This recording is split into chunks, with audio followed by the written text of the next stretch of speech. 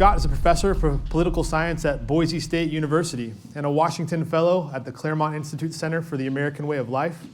He has written or edited for books, including Family Politics, The Recovery of Family Life, which is available here, both from Baylor University Press. He and his wife, Amy, were married in 1993 and had 5 children and now have 5 grandchildren.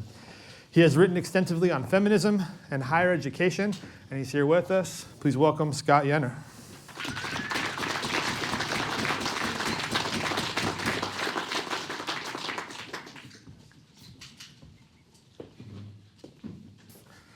Yes, hello everyone. It's great to be here. I'd like to thank CR and everyone here for inviting me, and James for all the great work in putting it together.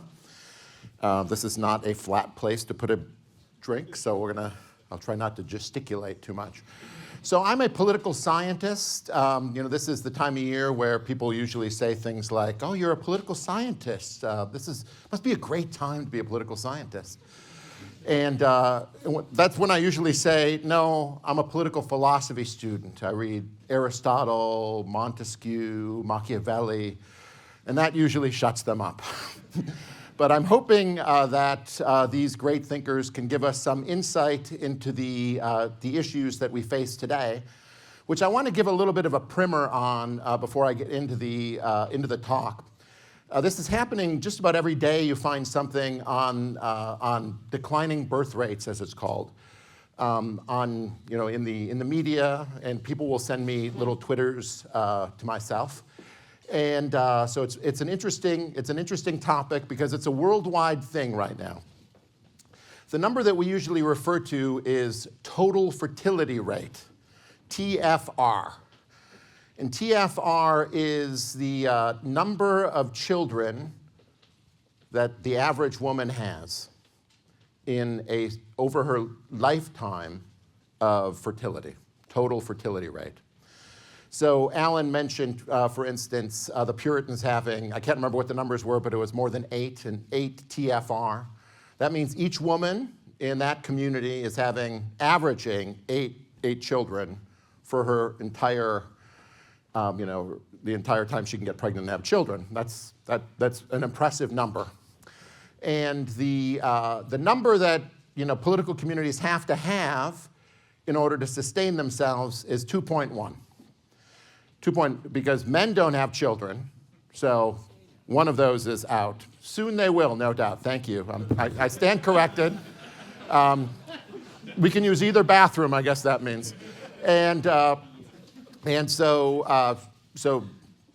one child to take care of the woman, one child to take care of the man, and then the point 1 is leakage. People die one way or the other.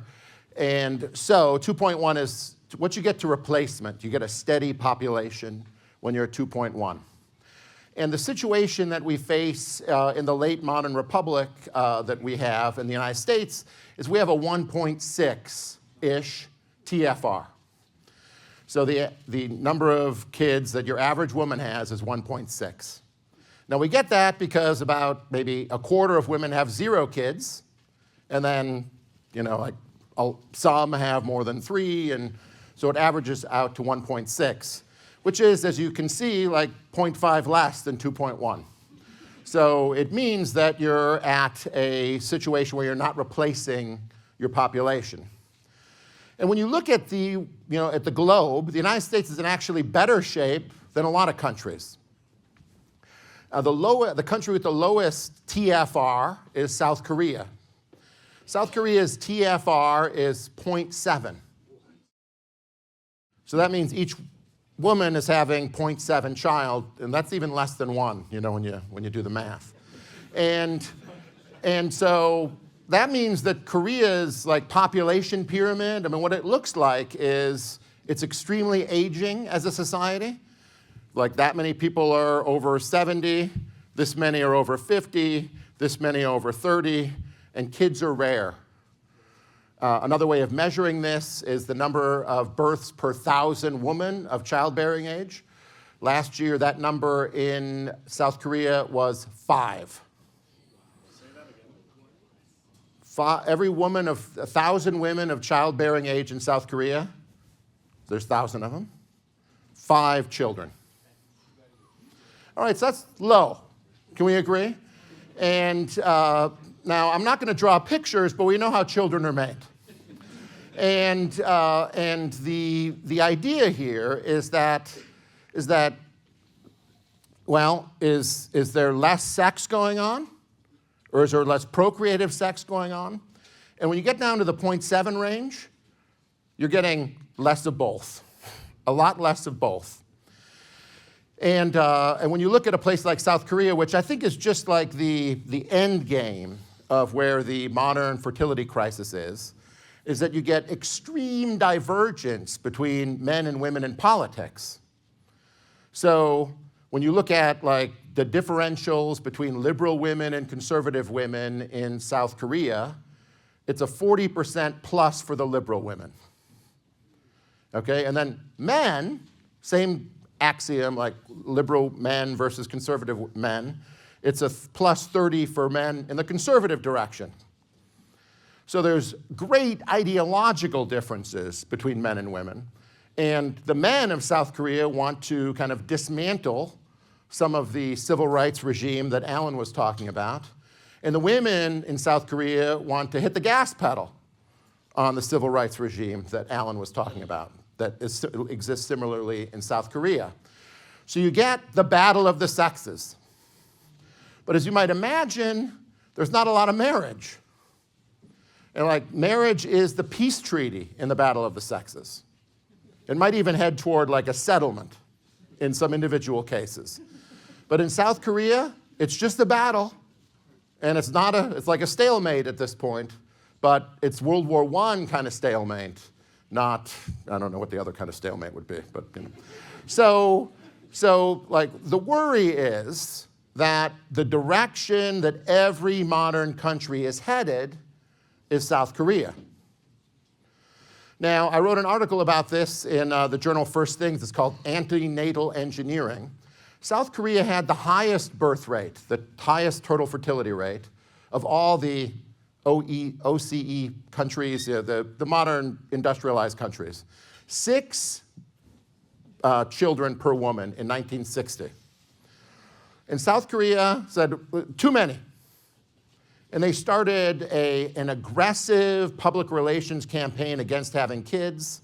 They didn't put forward feminism as the justification for it. It's good for South Korea. They promoted sterilization. If you would sterilize yourself after the second kid, you get a free apartment. Things like that. And if you have 3 kids, you pay extra for apartments. And during the 60s, 70s, and 80s, South Korea took the highest birth rate among the industrialized countries and flipped it to the point where the mid-90s are like, well, this is getting a little too low. All right, so it's like 1.8 at the turn of the millennium in 2000. I'm making these numbers up. I mean, that number is made up. It's something like that. Don't quote me is what I'm saying.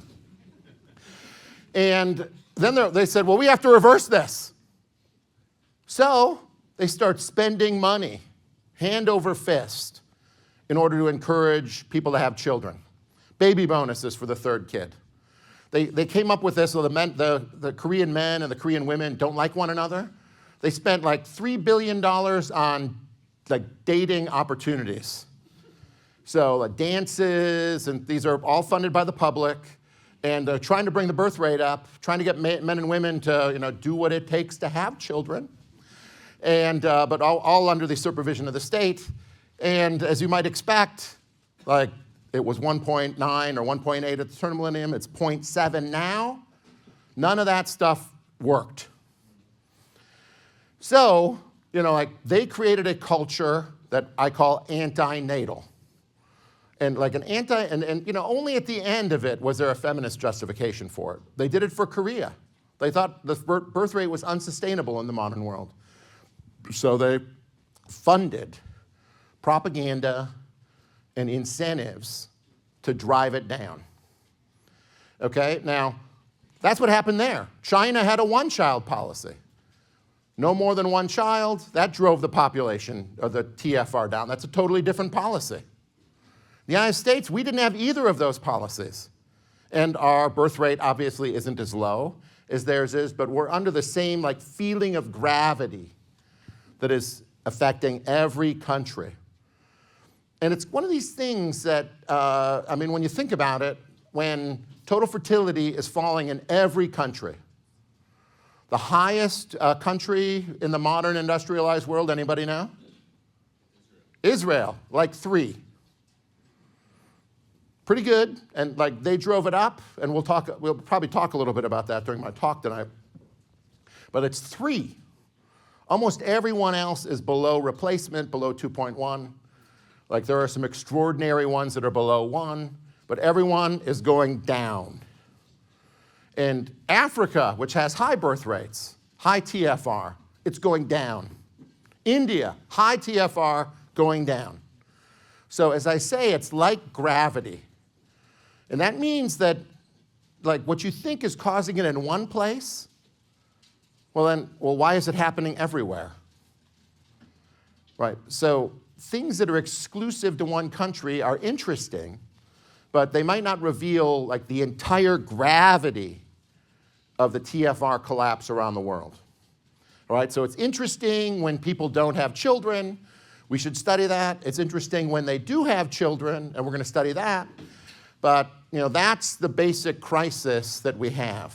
All right, I think that's the basic crisis in birth rates.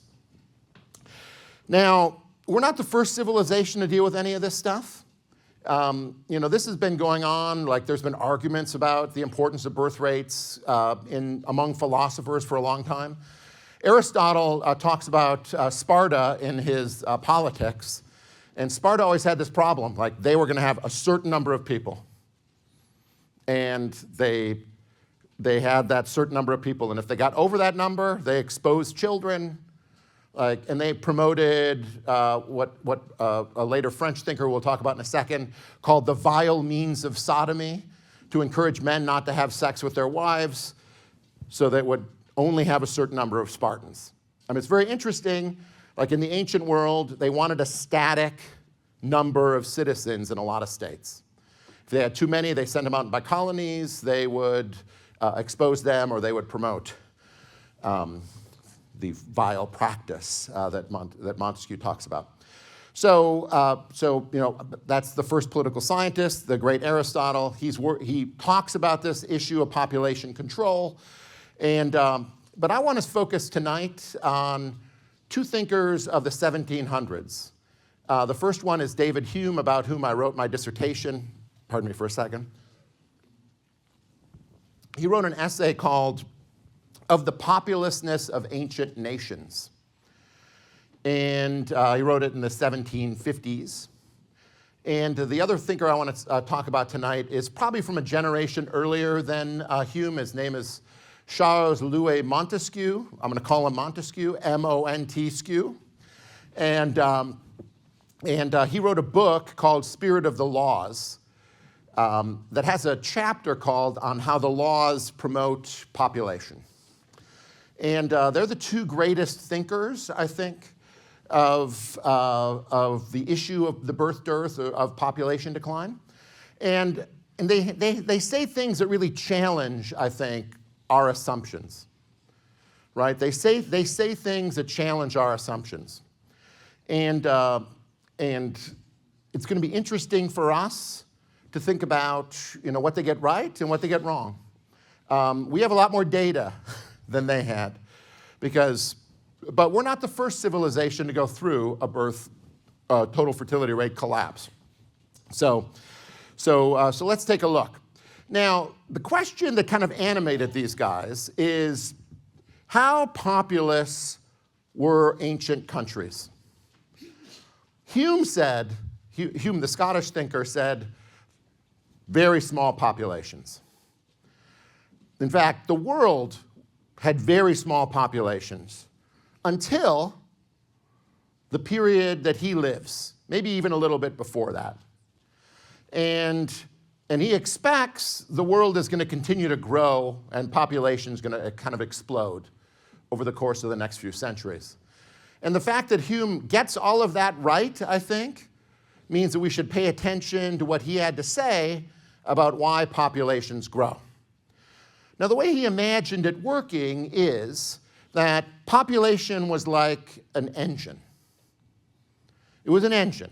The sexual desire that men and women have for one another, he called it the desire for generation, was sewn into what we are. It's hardwired into us. But over the course of time, people haven't had a lot of kids. So there has to have been a kind of governor on that engine that has prevented it from like running at full steam. And so he searches for these governors, and he articulates what those governors may have been.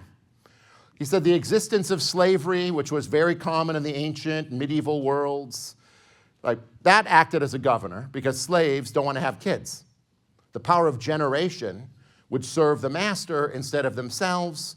In fact, slaves would often kill their children so they wouldn't be in slavery. Right? He said that commerce, interestingly, was hampered in the ancient world, and people emphasized martial valor at the expense of kind of trucking and exchanging goods. So, and when you emphasize valor, you're taking yourself away from your family. You're going to go fight. Your family is a minor concern compared to the concern for self-preservation that you have when you are in the killing fields. So he thought like martial valor was bad. He thought Christianity was bad for birth rates. There were lots of cloisters, lots of monasteries that drained away like honorable potential citizens away from what could otherwise be generative and procreative activity. So Christianity acted as a governor on the birth rates. And I don't think that Hume's theory in any way can be easily dismissed. And here's what I mean by that. Like, if you take Christendom and you take Europe, okay? So like, we have broad numbers on this. How many people existed in Europe in 500 AD? How many existed in 1500 AD? We're going to give you a millennium to grow. And the answer is, there's not much growth. It goes from, like, we don't know exactly, so these are all approximations. The stuff I was looked up years ago was 50 million in 500 to 65 million in 1500. So it's not very impressive for a millennium of growth. You can't say that it's a simple equation of Christianity and fertility. Like, other factors have to intrude to make that possible. But Hume said, look, let's eliminate slavery. Let's establish governments by the rule of law so people know kind of what to expect. And when you have government by the rule of law that protects the right to property, you will get commercial exchange. And when you get commercial exchange, you'll like incentivize the whole idea that people should invest their time and energy in the arts and sciences. And they'll create great technological progress. He said, look, that's the way to emancipate human generation.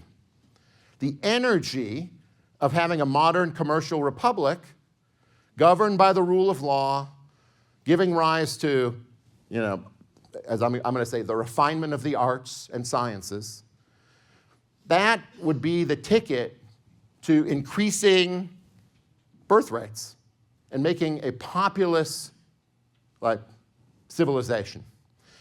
And once again, I don't think this can easily be dismissed. Once again, if you just look at the numbers of Europe, and I'm equating Europe with commerce, all right, which isn't totally fair, but it's like the best thing we got. Europe goes, I have the numbers here, 100 million in 1600, 116 million in 1700, which is as much as Christendom grew in a millennium, 195 million inhabitants in 1800, 400 million inhabitants in 1900, and 725 million inhabitants in 2000. I assume that last number is pretty accurate. So, like, as Christianity, I think, goes through its ups and downs during the post-Reformation time, commerce, however, and science expand, like, steadily throughout that entire time, and so do birth rates.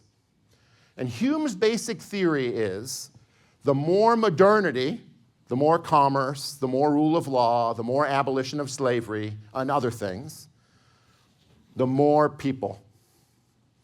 In the flourishing ages of humanity, that's what he expects, to see, the generative passions able to be acted on, and that commercial times are just those kind of times. And as I say, I don't think that theory that Hume puts forward can be easily dismissed. Like, there's something to what he says.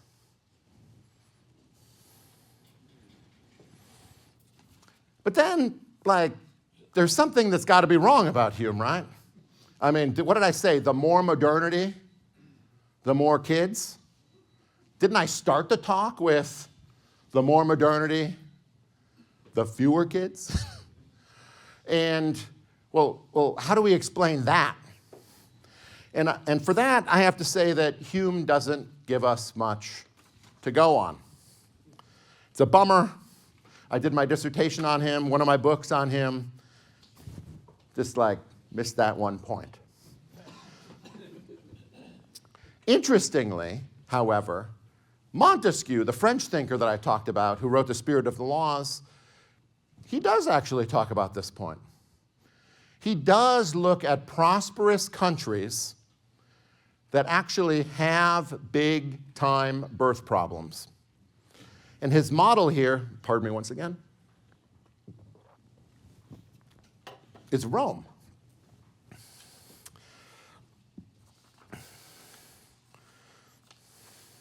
I'm going to read here in a second, so I'm just getting it ready. It's going to be very dramatic. I'm going to do a dramatic Caesar Augustus reading.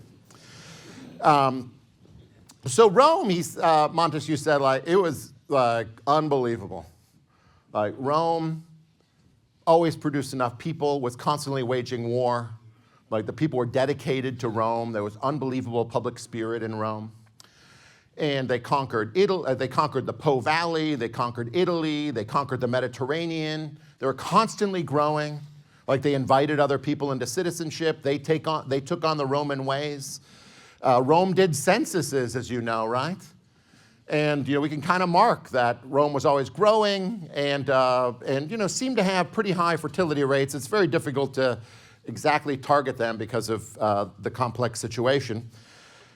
And then suddenly, after the civil wars of Caesar and Mark Antony, Rome stopped growing. And Caesar Augustus was the emperor of Rome, and he noticed this, and he announced a bunch of laws, which we'll get to in a second, and he did it in a speech. Here's my Caesar Augustus speech.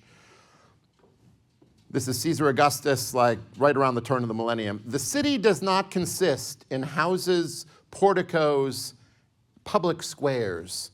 It is men who make the city. You will not see men emerge from the earth to take care of your business, as in legend. It is not to live alone that you remain celibate. Each of you has companions at his table and in his bed. And each of you seek only peace for your profligacy. So Augustus, he was saying, look, there's a big issue here in Rome, a big issue. None of you are interested in the struggle of life. Now, Montesquieu precedes this little speech of Caesar Augustus with a talk about nascent people. That is, people, like a collection of people, like an American, like a group of Americans, or the French are a people. He called it nascent people. And he says, nascent people, they could not handle celibacy. And they could not handle not having kids. among all the struggles of life, they have more than enough energy to accomplish all of them. So when a new civilization is established, it's like a shot of, well, it's a T shot, a testosterone shot for the entire civilization. And they can accomplish great things. Like the grand politics, the civilizational health, the civilizational energy that human beings exert at the founding of a people, it can accomplish great things. And maybe that's what's going on with the Puritans. But we can talk about that. Like, Montesquieu thinks it's like grand politics. Whereas in contrast, an old people having the same political community, the same political form for generations, the struggles are too much for them. The string comes out of the bow and it can play no more music. Right? Like, new civilizations are tight bows, capable of boing, boing, boing, boing, boing. But old civilizations are impotent in lots of ways. And the most decisive one for our topic, they're impotent in that way too. So Rome was new. The Roman Republic, they had unbelievable ambitions. I feel like I should do a Trump thing there. Unbelievable ambitions, unbelievable ambitions. The biggest ambitions. And you know, after the Po, there's all of Italy. There's always Carthage to fight. There's always the Greeks to fight. There's more lands to conquer, right? And once they had conquered all of them, the bow, the string on the bow was loose. And it was no longer a nascent people with an energy to sustain anything besides their own profligacy.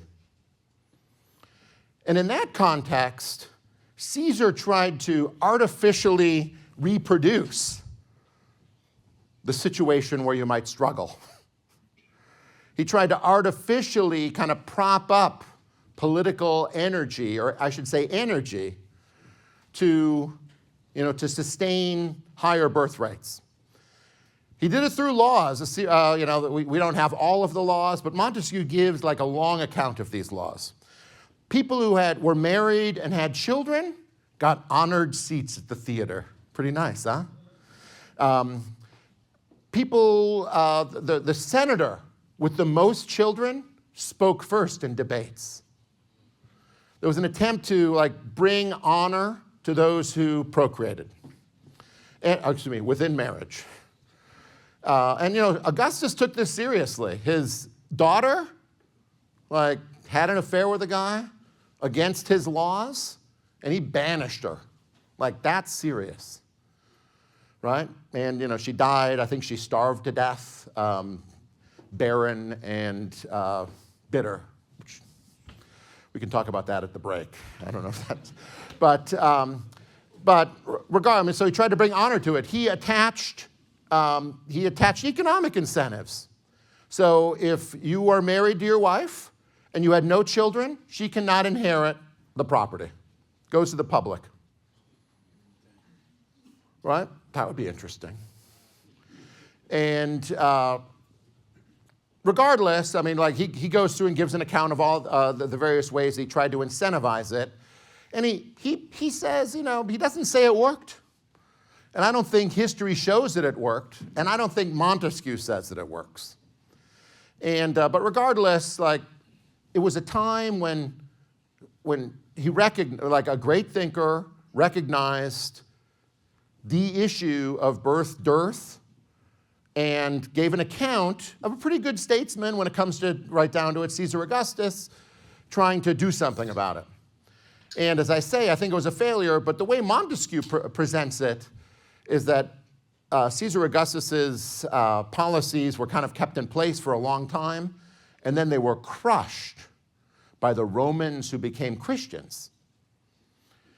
The honoring of otherworldliness, as opposed to the very thisworldliness of family life, the elevation of celibacy, over fecundity, like that crushed any progress that something like Augustus had made. This is how Montesquieu gives the account.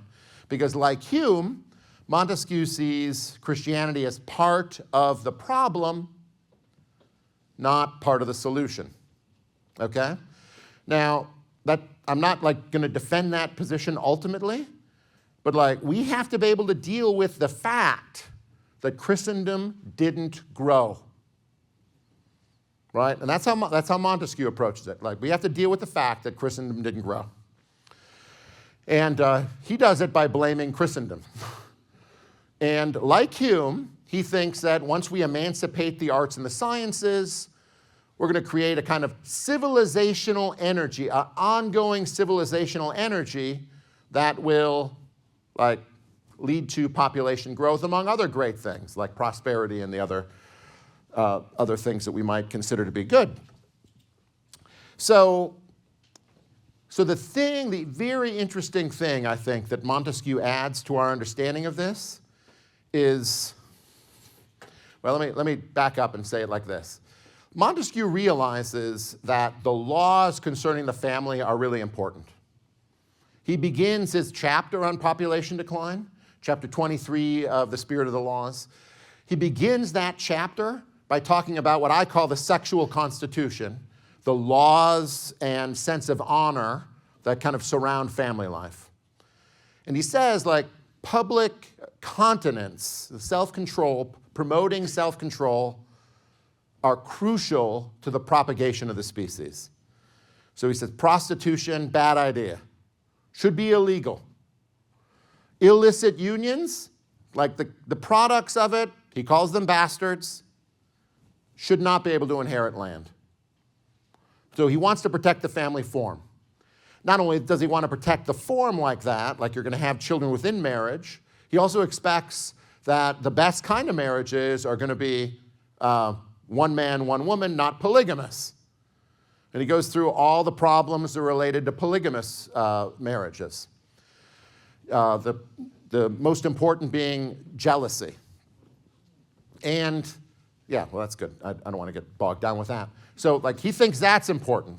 Second, he thinks that it's crucial that families be patriarchal, that fathers consider the family their property, and that property is expressed in the name.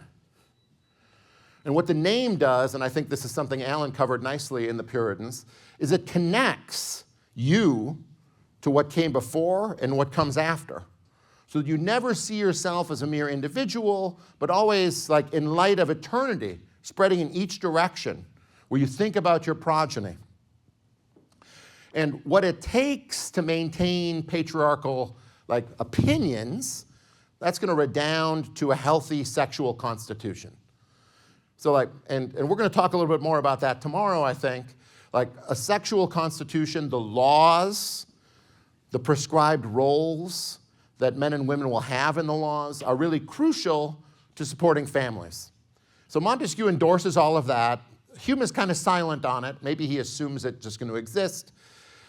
And we tend, when we think about total fertility and birth dearth, we tend only to think in terms of the sexual constitution.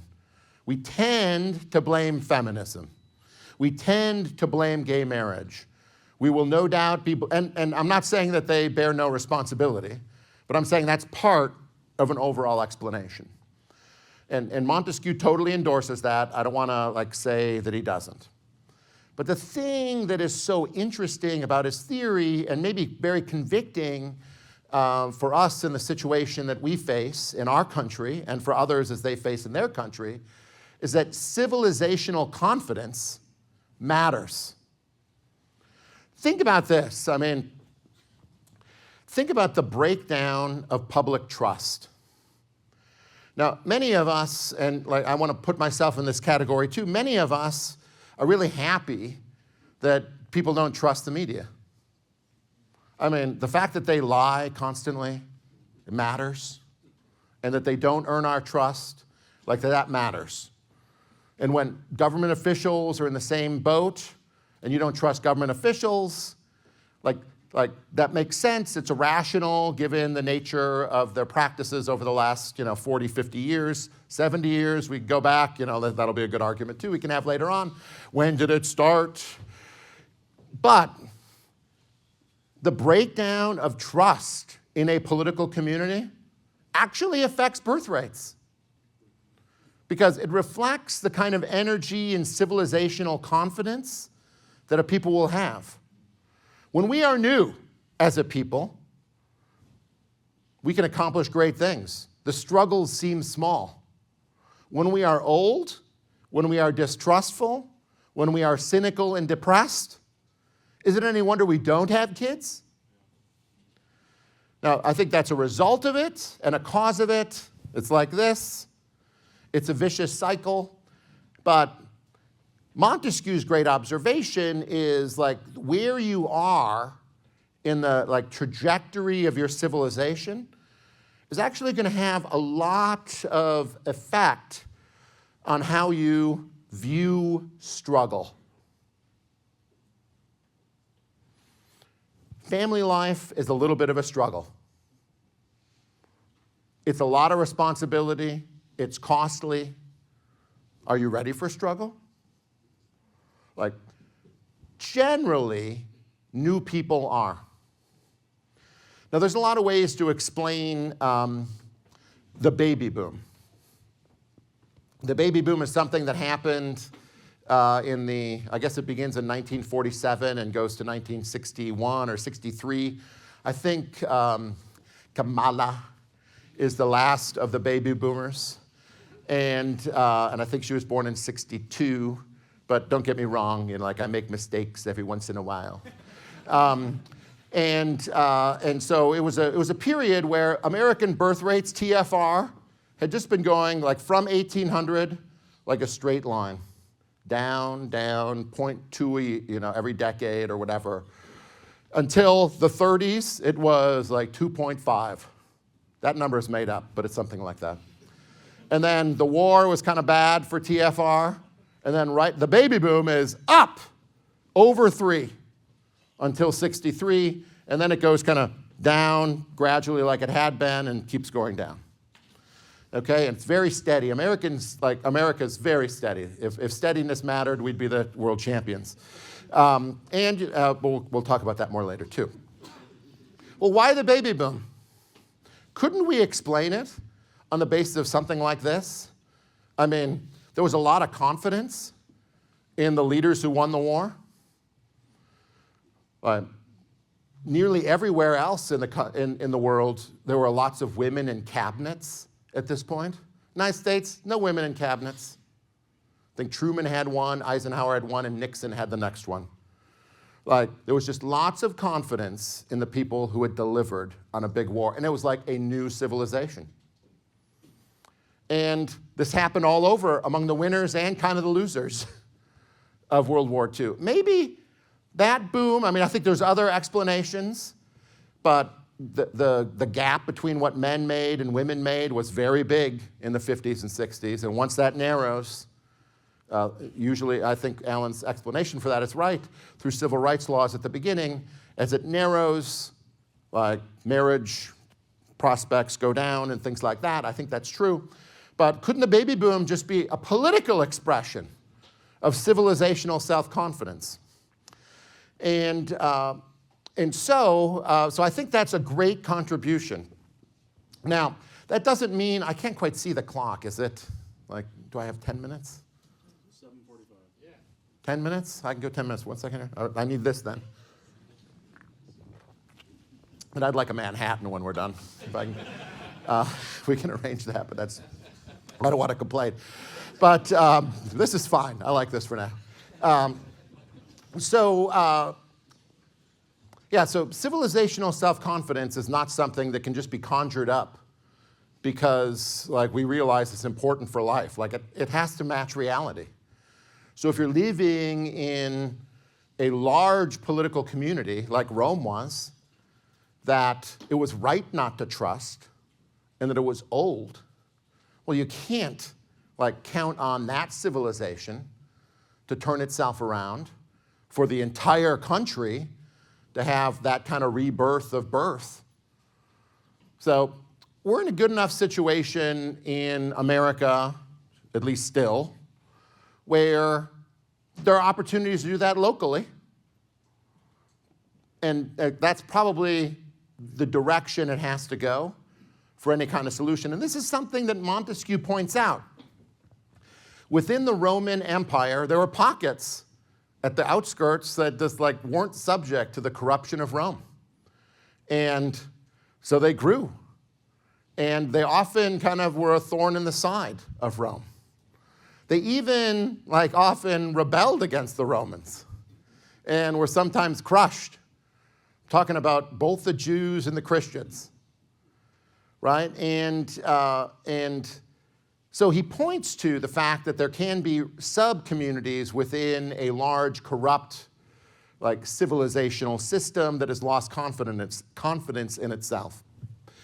So when we think about like taking lessons from the great book, we have to restore sexual constitution in a way that can foster marriage. That can be done on local levels. We have to be able to think through the idea of actually living within trusted institutions that like we can be confident in and that like sustain communal energy. Because like you can't do one without the other. A healthy sexual constitution and an energetic civilization or an energetic political situation, I think are essential. Like that's the recipe that, that Montesquieu points to in Spirit of the Laws. Okay? So I thank you guys for listening, and I look forward to like chatting with people afterwards. So thank you.